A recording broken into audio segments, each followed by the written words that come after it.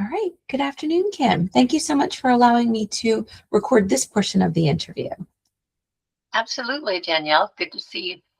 Yes, good to see you. I wanted to make note that you are a direct referral from our AVP here at Ronstadt, Sam.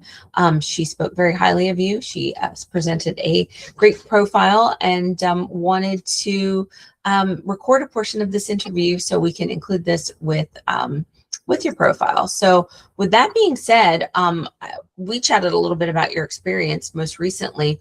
I'm going to give you the floor. Why don't you tell me a little bit about what you've been doing for the last, was it 9 years? 8 years. 8 years. I've been at National Debt Relief for 8 years, and I've gone through different roles there. Mhm. But most recently, I've been working with their quality assurance department in the coaching sector. So I have been one of their quality coaches, and basically just making sure that agents are, staying in the lines. They're saying things they are required to say, not saying anything that they're not required to say, but also coaching them how to enroll people and how to be professional, things like that. And then most recently, I was promoted to a supervisor role where I coach the QA coaches. So I create collateral because it was my responsibility to make sure everything's consistent. So no matter which coach an agent had, they were getting consistent messaging. So I would create their scripts for various types of coaching, whether it was progressive discipline or just maybe we're rolling out a new feature to the sales floor. So I would create their coachings, their emails that follow up. And also I would create, I started coming at the coaching in different ways, like creating videos for coaching videos. And they're very entertaining at the same time and dynamic. And then also I've really been enjoying like gamifying the coaching. So I would create, say, Kahoots, so that they're playing against each other and yet learning at the same time. So that's what I've been doing most recently, Danielle. Okay, wonderful. And about how many QA leads were you coaching? Well, we had a team of 12. I Okay. would take on 6 coaches at one time, Okay. unless somebody had to, move or something, and I would have to take more. But 6 was kind of the sweet spot because that way I could have team huddles weekly, but I would also have time to have one-on-ones with them and also review our production hub to make sure that everything was getting coached in a timely manner. And I would also do coaching reviews where I would sit in on their coachings. Mhm. And I had a coaching scorecard created so that we would be able to, at the end of the year, really give a very thorough evaluation. Okay, wonderful. And about how many agents did you have on it's on a call center floor? Yeah. Okay. Yeah, so those numbers, when I first started, there were only 2 of us, and we had over 120 agents each, and that was Wow. a little crazy. But as time went by, and they were really able to bring on more qualified coaches, Okay. I went down to about typically 45. I would say would be the average for most of our coaches. Okay. And you are still currently working there? Yes. Okay. And you do work currently remote, but you are looking for something, possibly in office hybrid here in Volusia County.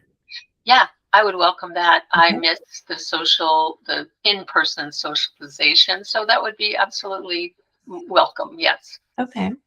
And then we'll step back just a little bit before your last position with National Debt. You were with Versant. Did I say that correctly? Okay. And you were a content manager. Tell me about that. That sounds exciting.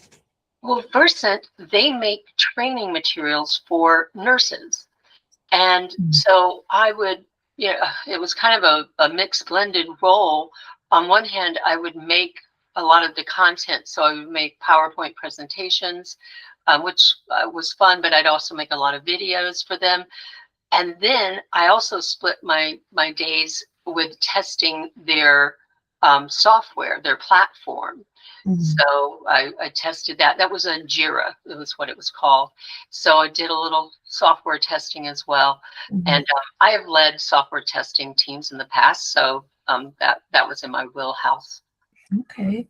And I hate to just kind of go down your resume, but I mean, you really have a lot of impressive um, experience out of your roles that you've done. You know, obviously, we certainly want to talk about your most recent. Are there any other positions that you've held that you wanted to talk a little bit further about, or you know, maybe there were some really big wins on that you'd like to share? Sure. Yeah. I worked for Johnson and Johnson for a while and made a lot of their interdepartmental marketing pieces. Some were videos, some were flyers. That was fine. But right before that, I worked for a company called Enhanced Digital. They were in Hollywood, California. And that was some of the most challenging projects I've ever managed. I was a producer there, and I did everything from, designing print stuff, but also all the way up to augmented reality.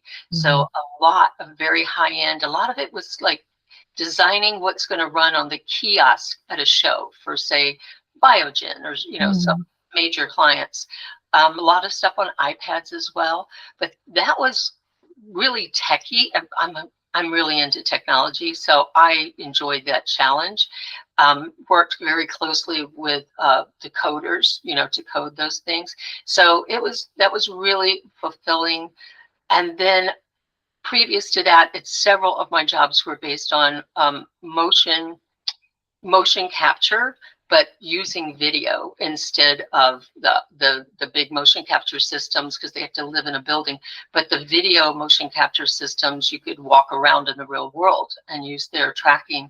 And that was very fulfilling as well, because it was super techy. And I got to be the person that wrote the training materials for it, and also went out to train their clients. And I actually co-designed some of their hardware myself, and a friend co-designed a wearable camera that was used in Avatar. So I got to actually be on the set of Avatar for a couple of weeks with Oh James. my goodness.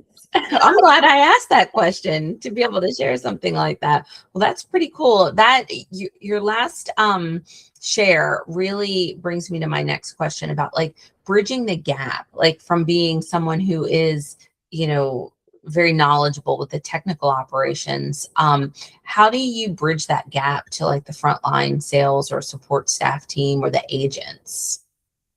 It's both sides of the brain, right? So even though I'm a techie person, if you watch what I do at home, just for instance, what I read, most of the things I read are about interpersonal communications. They're about the soft skills. They're about, how do you talk? How do you just strike up the conversation with someone? How do you become a good leader? What instills trust in your team? So I read a lot of those kind of leadership books, coaching books. And that's really where my interest lies, honestly. I just crave knowing more about how to communicate with people, and that just feeds into being a good coach. Okay, wonderful. All right, Kim, well, I'm going to go ahead and stop this part of the interview, but don't go anywhere. We got a few more things to talk about.